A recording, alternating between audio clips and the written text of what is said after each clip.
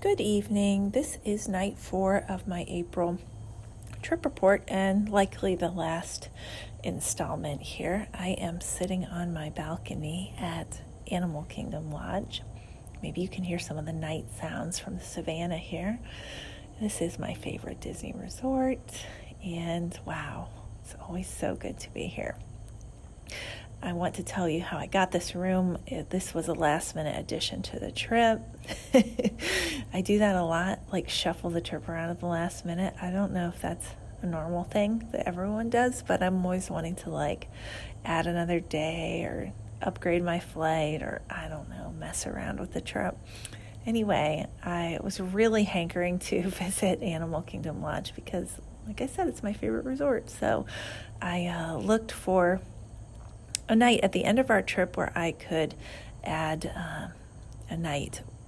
one night stay at Animal Kingdom by renting some Disney Vacation Club points. So I did find availability. It wasn't there at first, but I was checking it every few days on dvcapp.com. And I have a post on the Frugal South that explains what this site is and how it works. But you can essentially pay for a membership in it and be able to check DVC availability, even if you're not a DVC member. So it's definitely a hack. You do have to pay, I think you pay quarterly for it, and I don't know what the price is now. I'm kind of grandfathered in because I joined a long time ago. But I was able to see DVC availability, and it also allows you to connect with owners. So I did make an offer for this one night stay in DVC app, and then it goes out to all the owners who have opted in to receive offers. And an owner got right back with me and said yes, she had points and she would rent them to me. So I paid her through PayPal and have the reservation. So I'm very trusting of people, particularly Disney people, and I also, knowing enough about how DVC works, I'm able to sniff out if someone would be a scam or anything. But I also chose to pay with PayPal regular payment, not through family and friends, and I added the 3% fee on top of what I paid, and I paid about $200 for this room.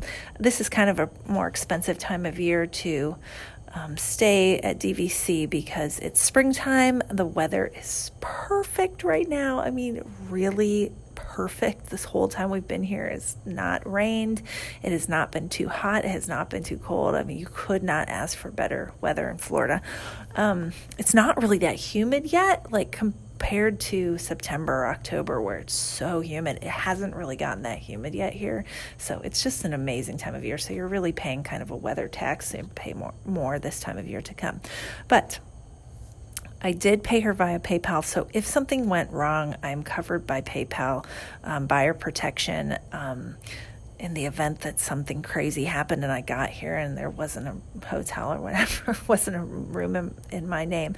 But I do get the confirmation number before I pay. So that is one way you can add it to your Disney Experience account right away. Make sure it's legit before you send the payment, and that is kind of standard practice with renting DVC points. So I would check out dvcapp.com if you're kind of more experienced with renting DVC points and you're want to pay a bit less and you won't have to go through the broker. If you're new to DVC, I always recommend using a broker for your first time and maybe subsequent times because it's so much easier. You don't have to do any of that work to find someone to rent points from. So if you're interested in renting from a broker, I have lots of information on the Budget Mouse about that.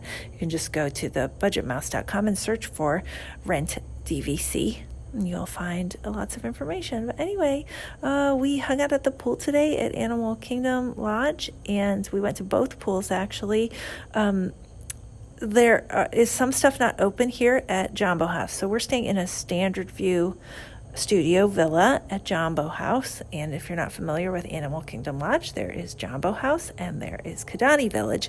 Kidani Village is an all DVC property, and Jambo House has both DVC rooms and standard hotel rooms. But actually, the hotel part of Animal Kingdom Lodge is currently closed, and it's just the DVC rooms that are open right now. So that's the only way you can stay at Animal Kingdom Lodge right now is through DVC. So with it being limited capacity, they have less stuff open. So the only food that's available here at Jambo House is the Mara, which is the quick service, and it is only available for breakfast, but kind of an extended breakfast until 11:30, I believe, and then it reopens at 5. You can get lunch food at the pool bar, and the pool bar opens at 11. So like I indulged in a chili cheese hot dog for lunch at the pool. It was so good. And I got that at the pool bar. So at least there's somewhere to get some food. And then at Kidani Village, Sanaa is open. I don't know if they're serving a grab-and-go breakfast like they normally do, but I don't know. But they have a lunch and dinner at Sanaa, and we did get dinner, kind of carry out from Sanaa. So I mentioned this in my podcast trip report in November. A lot of table service restaurants are doing like carry out, and you order it the same way as you would quick service restaurants in the app. So it's in order food in the mobile app, and you can order takeout essentially from some table service restaurants. So I did a kind of a thing and got 2 kids meals from Sanaa because I don't like the food. There's so much food at Disney World, and I can never eat a full entree. But we got 2 kids meals from Sanaa, which you're supposed to be a kid to get them. Like, I get that. And I normally don't get a kids meal for myself, but this time I did. And an appetizer, which was their salad selection. And with 2 kids meals and an appetizer, it was $33 plus tax. It was so much food for my daughter and I we threw away a bunch, which I hate to do, but so much food, and it was amazing. It was the best food we've had this whole trip. So highly recommend Sanaa any day, basically, if you have a more adventurous palate. I mean, the flavors are a lot. They're not like, it's not all hot or spicy, but they're very exotic tasting probably to most people. I really like it. It's kind of African Indian, but, obviously tamed down for an American palate, but really, really good fresh food.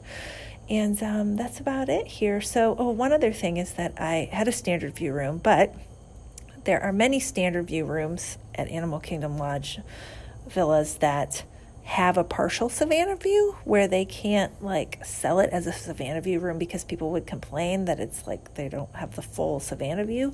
But there are many rooms that have a partial Savannah. And so in my room request that I faxed in before our trip, I asked if there's any possible way we could have a kind of a partial view of the animals. That would be great.